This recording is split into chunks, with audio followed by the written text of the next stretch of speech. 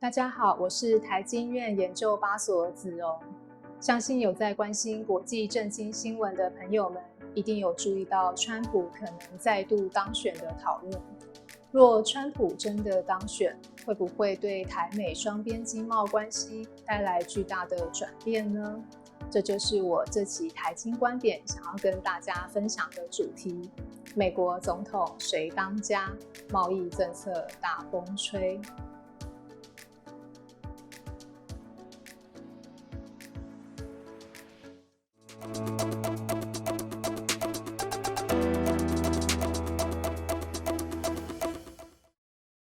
超级星期二已于3月5日登场，美国总统拜登与前总统川普分别代表民族共和两党，在美国10多个州取得压倒性的胜利。两人参选大势已定，预计再度上演2020年决战的戏码，这将使他们成为历史上最年长的总统候选人。近期，《纽约时报》与席耶纳学院公布美国民众对总统大选看法的调查。美国总统拜登以43%比48%大输川普5个百分点，民调再度被超车。值得注意的是，多数民众认为拜登年纪成为是否能够持续胜任当前政局挑战的隐忧。另外，《经济学人》也表示，美国第三党的角色与川普官司问题，都将使这场美国总统大选的不确定性持续升高。若川普强势回归白宫，美国、中国这对欢喜冤家又要开始激烈对抗了吗？这对全球的影响不可小觑。首先，全球供应链加速转移，使企业撤出中国市场，以往越南、墨西哥等地建立新厂区，产生新的竞合态势。其次，全球贸易协定的形式被改变，例如过去川普退出 TPP， 出现日本主导的 CPTPP， 而拜登上任之后则建立 IPEF， 产生新的合作模式。不过旧的不去，新的不来。新的经贸态势带来新的合作氛围，也意味着没有永远的朋友，没有永远的敌人。至于拜登跟川普的贸易政策有什么不同呢？首先，拜登强调重建美好未来，他在贸易政策加入公平跟包容的概念，对小型企业、弱势企业、劳工、中产阶级特别的照顾。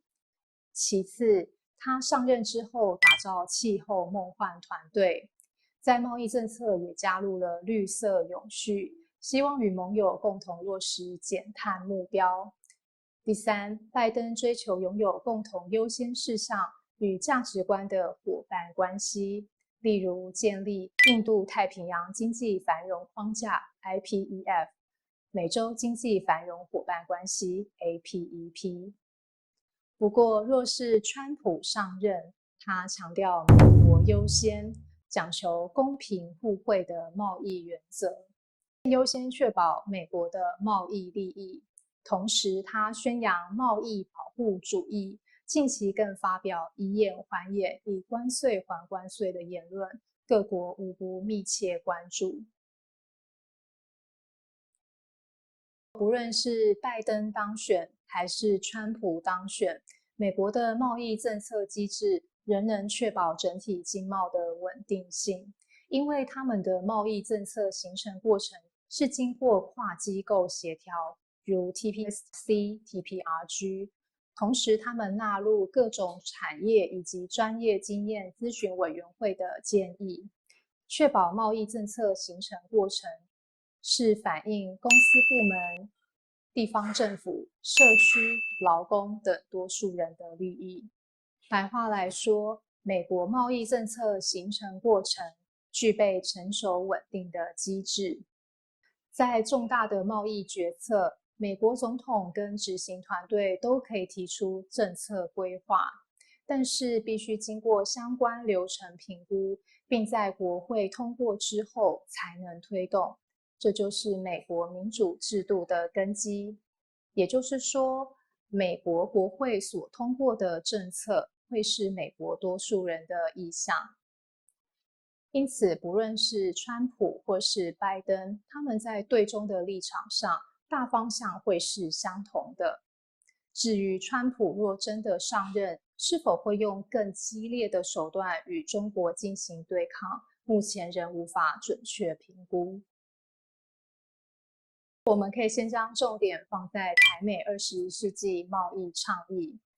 美国贸易代表署 USTR 近期发表2024贸易政策议程及2023年年度报告，将台美21世纪贸易倡议列为重要进展之一。对于台湾而言，这意味着在既有的经贸合作机制下，如 EPPD、TTIC 关系可望更加深化。对美国而言，更是集结在不同区域有志一同的合作伙伴，迎向共同的目标与荣景。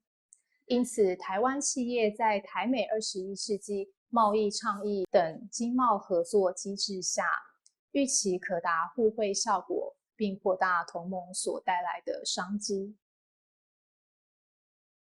国际贸易是台湾经济发展的根本。他国若具有稳定健全的贸易机制，将有利我方企业扩大合作机会，降低市场进入风险。至于美国总统大选到底谁当家，让我们在政治经济动荡的局势中静观其变，从中探索前进美国市场的新契机。本期台经月刊还有更多关于台美经贸合作机制下机会及挑战的相关文章，有兴趣的朋友们千万不要错过哦。我们这集的台经观点就分享到这边，关注此议题的朋友还请到留言区与我们分享讨论。我们下集再见，拜拜。喜欢我们影片的朋友们，还记得订阅、按赞、开启小铃铛。若对区域经济整合或对中小企业国际策略布局有兴趣的朋友们，也欢迎与台经院研究吧所联系。也欢迎到留言区与我们分享你想要听到的议题。我们下次再见喽，拜拜。